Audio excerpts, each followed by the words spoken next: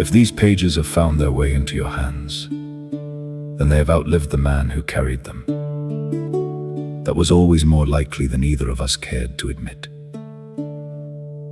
Maps are useful things. They tell you where the rivers bend, where the bridges stand, and how many days remain before your boots wear through. But I have learned that maps leave out the only parts worth remembering.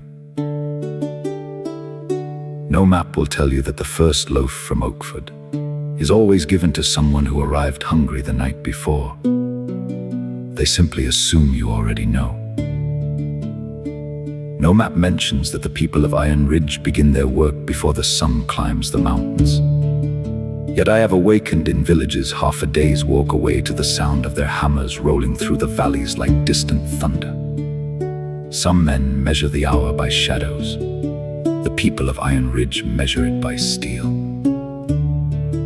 If you should ever find yourself crossing Grey Bridge before dawn, stop in the middle for just a moment. Say nothing.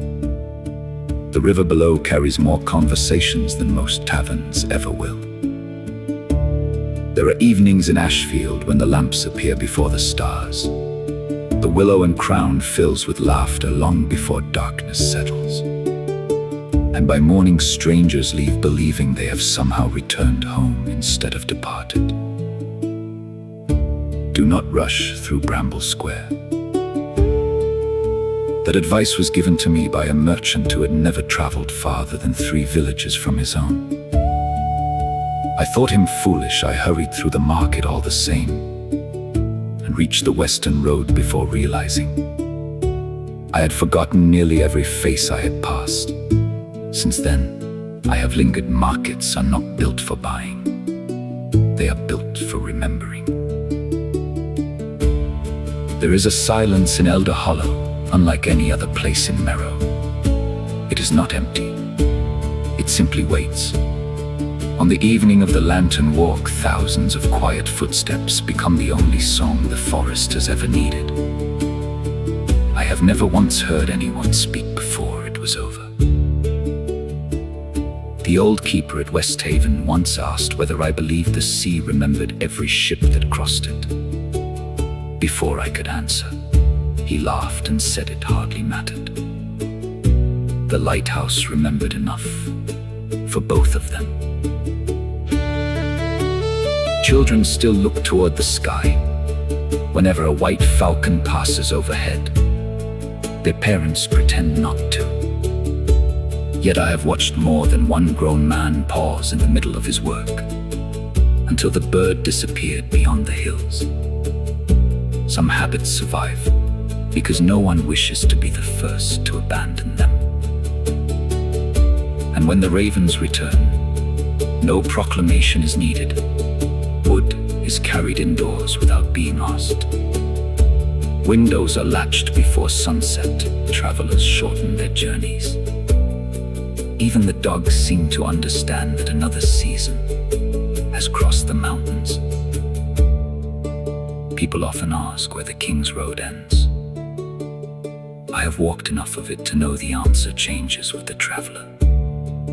For some, it ends at the gates of St. Rowan.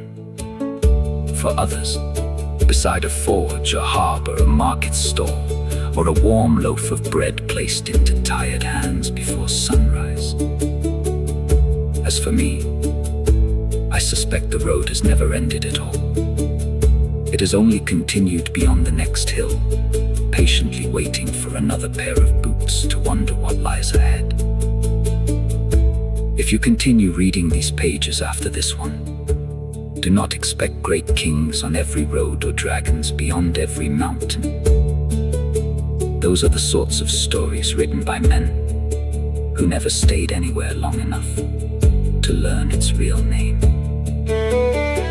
Instead, I shall tell you about bakers who quietly fed strangers, bellmakers whose work outlived them, shepherds who could predict storms better than any scholar ferryman, who remembered faces after decades apart, villages that greeted the same traveler as though he had only stepped away for the afternoon. That, I think, how a kingdom earns the right to be remembered.